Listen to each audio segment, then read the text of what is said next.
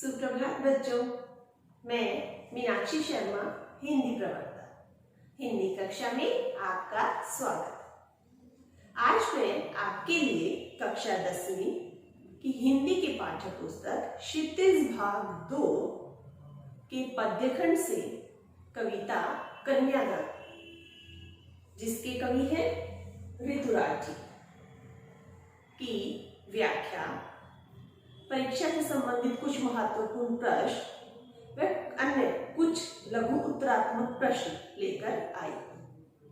तो हम शुरू करते हैं। कविता कन्यादान। कन्यादान, जैसा कि इसके नाम से ही स्पष्ट हो रहा है, कन्या का दान। कन्यादान क्या होता है बच्चों?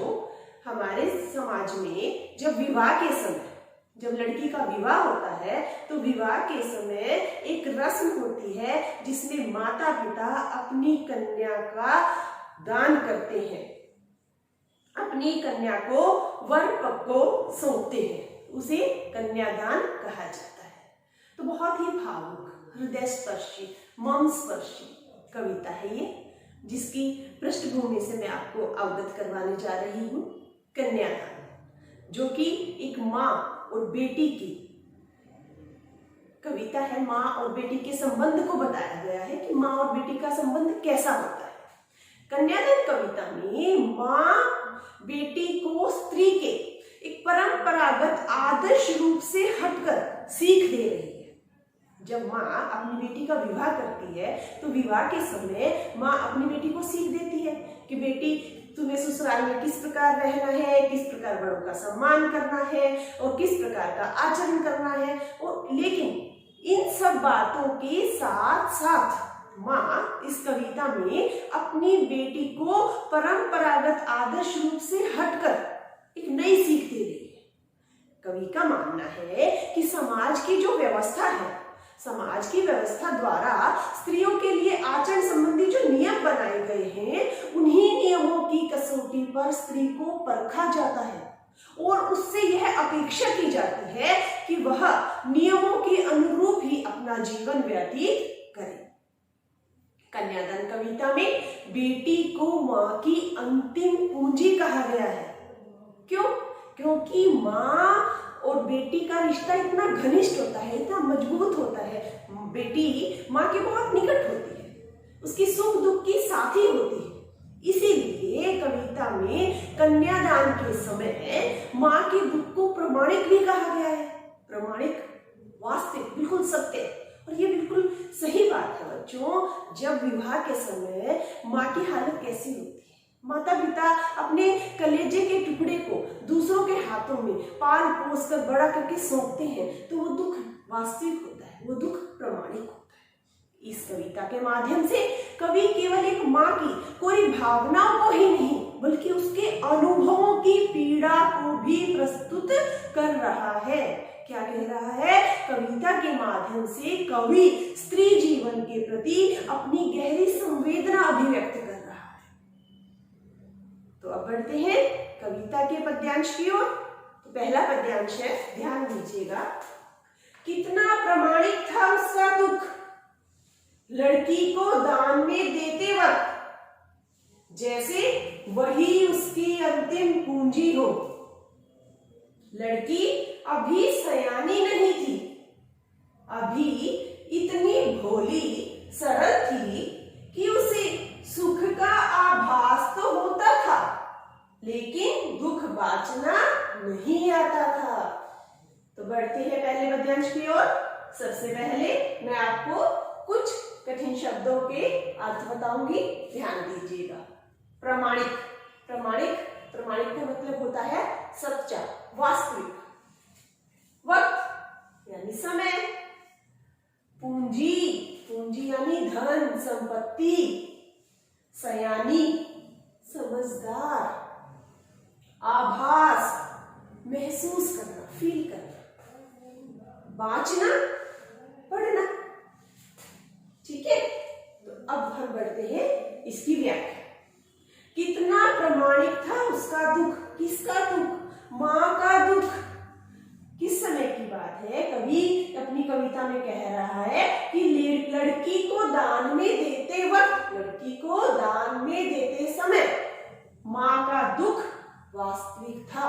अर्थात माँ, कविता में माँ अपनी बेटी को परंपरागत रूप से हटकर कुछ सीख देती हुई कहती है कि क्या, कि उसका दुख क्या था?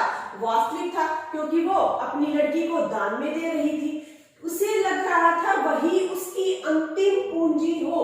अंतिम पूंजी कैसे है? मैंने अभी आपको इसकी पृष्ठभूमि में बताया था कि माँ और बेटी का बहुत घनिष्ठ संबंध होता है। तो माँ जब बेटी का दान कर रही है, उसका कन्यादान कर रही है, तो उसे लग रहा है कि उसने जो जीवन भर की पूंजी, जो जीवन भर का स्नेह, प्यार, लालन पालन में जो किया, वो सब इकट्ठा करके आज किसी और के हाथों में दे रही है। तो उसे इस बात का बहुत दुख हो रहा है। लड़की अभी सयानी नहीं थी। माँ को लगता है कि मेरी बेटी अभी बहुत सयानी नहीं हुई है, अभी इतनी भोली, सीधी, साधी और सरल है कि उसे सुख का आभास, कि उसे सुख तो पता है। क्यों? क्योंकि जब तक लड़की अपने मायके में रहती है तो माता पिता उसे हर ऐशो आराम, हर सुख सुविधाएं देते हैं, लेकिन दुख वाचना, उसके निकट कोई दुख आने नहीं देते। तो माँ को डर है कि मेरी बेटी तो बहुत सीधी, साधी और सरल स्वभाव की है, उसे सुखों का तो आभास है, सुख तो उसने महसूस किए हैं, लेकिन दुख उसको बांटना नहीं आता। अर्थात दुखों के बारे में उसे नहीं पता। दुख कैसे? ससुराल पक्ष का कठोर व्यवहार, और आज क्या है हमारा समाज, पुरुष प्रधान समाज, को समझना उसे नहीं आता। तो इसी बात को लेकर माँ बहुत दुखी है। पाठिका थी वह धुंधले प्रकाश की, पाठिका थी वह धुंधले प्रकाश की, कुछ तुकों और कुछ लयबद्ध पंक्तियों की। माँ ने कहा, पानी में झांककर अपने चेहरे पर मत रीझना, आग रोटियां सेकने के लिए है, जलने के लिए नहीं। तो ध्यान दीजिए बच्चों, पाठिका थी वह धुंधले प्रकाश की। पहले शब्दार्थ देख लेते हैं। जैसे है धुंधले, धुंधला यानी जो स्पष्ट दिखाई ना दे। और क्या बनेगा? लयबद्ध, लय से बंधा हुआ, सुर लय के साथ। रीझना यानी प्रसन्न होना। तो अब बढ़ते हैं इसकी व्याख्या की ओर। अब माँ का दुख अभी आया था कि माँ का दुख बिल्कुल कितना प्रमाणिक था, तो उसी में माँ कह रही है, अभी इससे पहले जो हमने पद्यांश किया था कि उसे दुख सुखों का तो आभास था, लेकिन दुख बांचना नहीं आता था। क्यों? क्योंकि जब तक वो माँ के पास थी तो माँ ने उसे हर सुख, हर सुविधा, हर चीज उपलब्ध करवाई। अर्थात उसे सुखों के बारे में पता था, लेकिन माँ के पास रहने से उसे किसी प्रकार के दुखों का ज्ञान नहीं था। अब माँ को चिंता है कि क्या था कि पाठिका, पाठिका, पाठिका ध्यान दीजिए, पढ़ने वाली। तो क्या कह रही है कि वो पाठिका थी धुंधले प्रकाश की, यानी कि उसे अस्पष्ट, धुंधला यानी अस्पष्ट, अस्पष्ट उसे स्पष्ट नहीं था। क्या स्पष्ट नहीं था? कि जीवन में जो उसको आने वाले पल में, यानी कि विवाह के पश्चात वो कल्पना लोक में है कि उसे ये कल्पना कर रही है, मतलब धुंधली धुंधली है उसकी बातें, कि उसको अच्छे, जो ससुराल पक्ष के अच्छे अनुभव है, जो सकारात्मक पक्ष है, उसका तो उसे ज्ञान है कि हाँ मैं बहुत ससुराल में खुश रहूंगी, ये है, और ससुराल के बहुत अच्छे आनंद ले रही है वो, लेकिन उसे ये ज्ञान नहीं है कि इसका ससुराल के नकारात्मक पक्ष का, कि पता नहीं उसके साथ किस प्रकार का व्यवहार हो। वो लोगों को, व्यवहार को, समाज को भली भांति नहीं जानती थी। इसलिए माँ को चिंता थी कि वह धुंधले अर्थात कुछ तुकों और कुछ लयबद्ध पंक्तियों की, यानी कि उसे कुछ बातें पता थी, कौन सी? जो अच्छी है, जो सकारात्मक है, लेकिन समाज के इस नकारात्मक रूप को वो नहीं जानती थी। आगे देखिए, माँ ने कहा पानी में झांककर अपने चेहरे पर मत लेजना। बड़ी ही हृदय को छूने वाली मर्मस्पर्शी ये पंक्तियां हैं। क्या कह रही है माँ कि पानी में झांककर माँ अपनी बेटी को ये सीख तो दे रही है कि बेटी ससुराल में जाके अच्छा व्यवहार करना, बड़ों का मान सम्मान करना, लेकिन इन सीखों से, इन परंपरागत रूप से, आदर्श रूप से हटकर माँ क्या सीख देती है?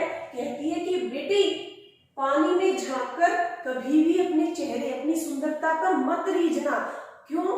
कभी भी ऐसा आए कि स्त्री में क्या होता है, रूप सौंदर्य और ये वस्त्र आभूषण से बहुत खुश होती है, तो कह रही है कि पानी में झांककर कभी भी जब तुम अपना प्रतिबिंब देखो पानी में तो बहुत खुश मत होना। और दूसरा, आग रोटियां सेकने के लिए है।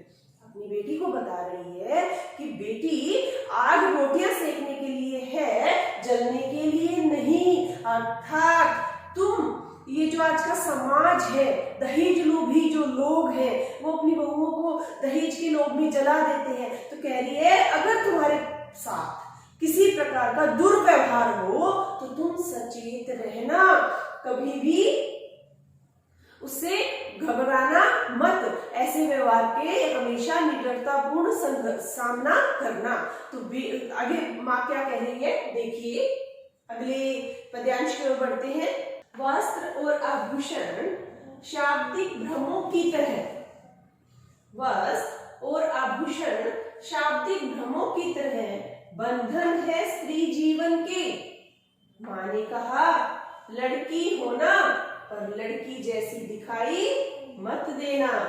तो ध्यान दीजिए बच्चों, माँ अभी अपनी बेटी को सीख दे रही थी कि पानी में कभी भी अपने चेहरे को देखकर मत रीझना, और आग रोटियां सेकने के लिए है, जलने के लिए नहीं। अर्थात कभी भी ऐसी विकट परिस्थिति आ जाए कि तुम्हारे ऊपर अत्याचार हो तो तुम कभी भी आग में जलना मत, आग में जलकर अपनी जान मत देना।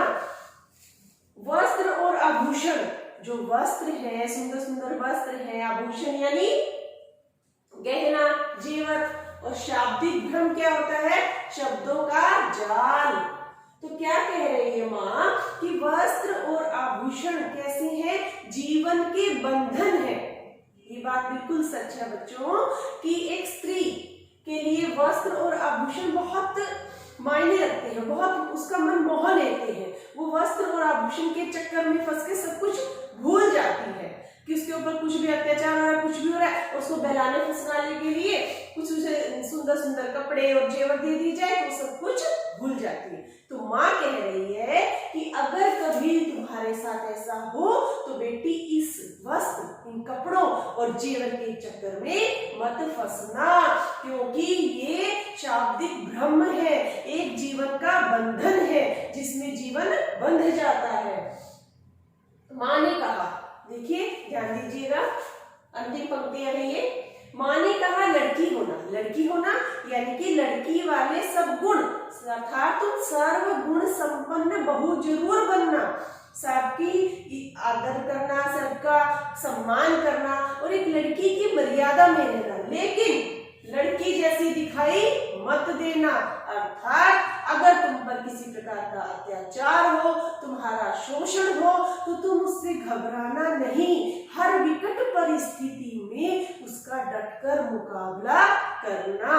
अर्थात सामान्य जो लड़कियां हैं, कमजोर लड़की की तरह जीवन मत व्यतीत कर देना, डर कर आत्महत्या मत कर लेना, हर परिस्थिति का सामना करना।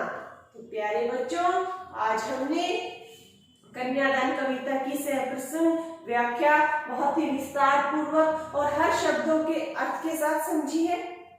और अब हम बढ़ते हैं इस कविता से संबंधित अभ्यास के कुछ महत्वपूर्ण प्रश्नों की ओर।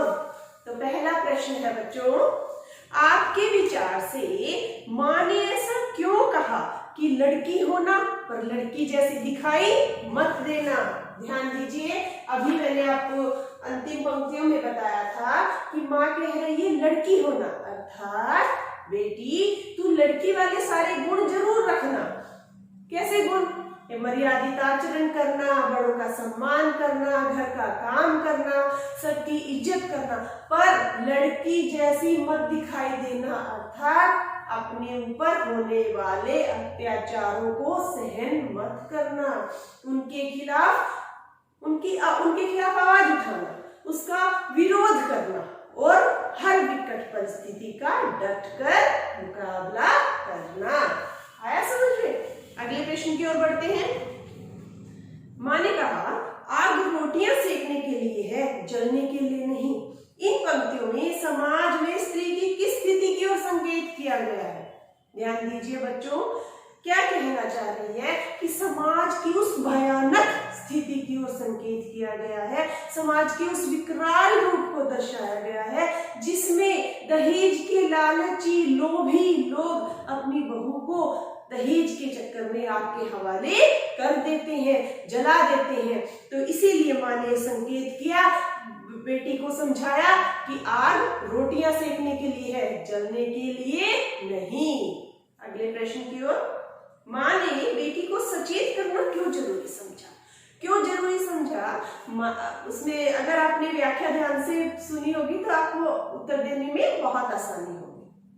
जब माँ कहती है कि मेरी बेटी अभी सयानी नहीं है, उसे सुख का आभास तो है पर दुख वाचना उसे नहीं आता, तो सुख का आभास क्या है? क्योंकि माँ के लाड प्यार में पली है, माँ ने उसे हर सुख सुविधा प्रदान की है, तो सुखों का ज्ञान है, लेकिन उसे ससुराल पक्ष के नकारात्मक पहलू के बारे में ज्ञान नहीं है। इसलिए माता क्या करती है?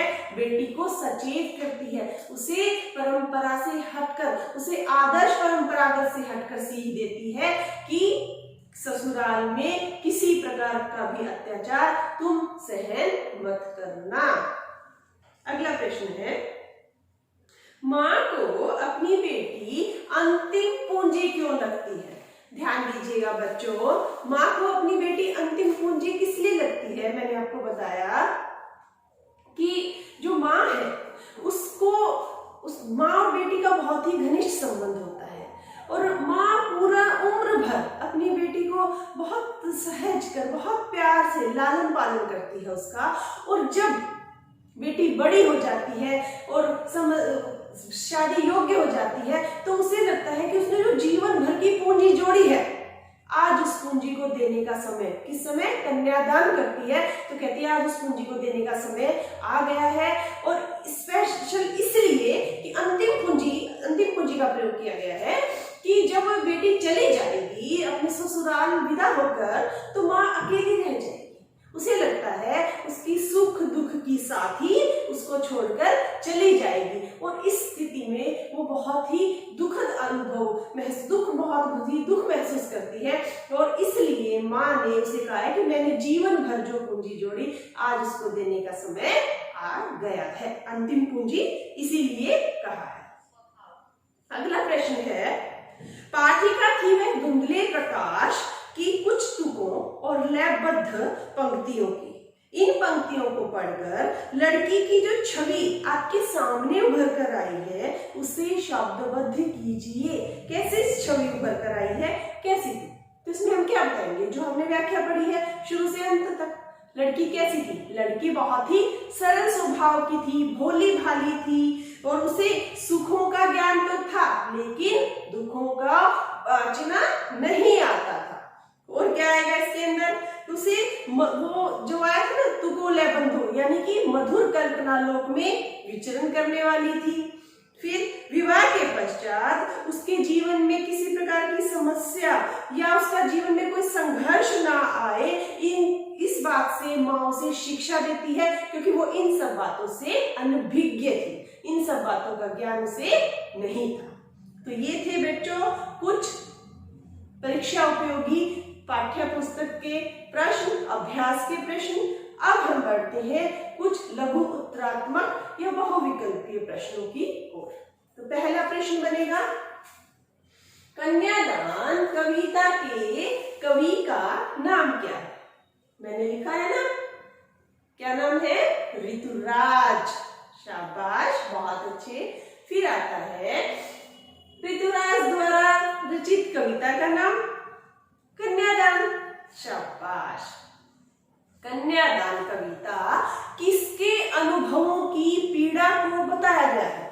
कविता में किसके अनुभवों की पीड़ा करता है? माँ की। माँ और बेटी की कहानी कविता है ये, तो अनुभव और पीड़ा किसकी है? माँ की। उसे पता है ना कि अब उसकी बेटी विदा होकर चली जाएगी, तो उसी के प्रामाणिक दुख की ये व्यथा है। तो किसकी पीड़ा है? माँ की। लड़की को दान में देने का अर्थ क्या है? अर्थात कन्यादान का अर्थ क्या है? लड़की का विवाह। शाबाश। कन्यादान कविता में किस रस का प्रयोग किया गया है? रस। अब देखिए माँ और बेटी का है, तो इसमें रस है करुण रस। रस कौन सा है? करुण रस। और छंद मुक्त कविता है ये, इसमें कोई छंद नहीं है, अतुकांत है ये, छंद मुक्त कविता है। लड़की स्वभाव से कैसी थी? आया था ना, सीधी साधी, भोली और सरल। शाबाश। लड़की को किसका आभास था? सुख का। और किसका नहीं था? दुख का। यानी कि लड़की को क्या बाचना नहीं आता था? एक प्रश्न बन गया, लड़की को किसका आभास था? तो हम लिख सकते हैं सुख का। और लड़की को किसका आभास नहीं था? तो दुख का। और इसी को प्रश्न को इस प्रकार भी प्रस्तुत किया जा सकता है कि लड़की को क्या बाचना नहीं आता था? तो क्या बाचना नहीं आता था? दुख। लड़की किसकी पाठिका थी? आया था ना, पाठिका थी वह धुंधले प्रकाश की। शाबाश। लड़की जीवन में जो स्त्री के, माँ बताती है ना, स्त्री जीवन के बंधन है, क्या है? यहाँ है ना, बंधन है स्त्री जीवन की। कौन से? वस्त्र और आभूषण। शाबाश। और आग किसके लिए है? आग रोटियां सेकने के लिए है। आया था ना, माँ ने बताया था कि आग रोटियां सेकने के लिए, जलने के लिए नहीं। लड़की होना पर लड़की जैसी दिखाई मत देना, किसने कहा? ये पंक्तियां किसने कही? माँ ने। शाबाश। माँ को बेटी कैसी पूंजी लगती है? बताइए। अंतिम पूंजी। Very good. माँ को बेटी कैसी पूंजी लगती है? उसकी अंतिम पूंजी। तो बच्चों, आज हमने कन्यादान कविता की विस्तार पूर्वक व्याख्या, शब्दों के अर्थ और अभ्यास से संबंधित कुछ महत्वपूर्ण प्रश्न और साथ ही साथ परीक्षा उपयोगी कुछ बहुविकल्पीय प्रश्न भी पढ़े। तो मैं आशा करती हूँ आपको ये सब बहुत अच्छे से समझ में आ गया होगा। तो इस सब के साथ नमस्कार।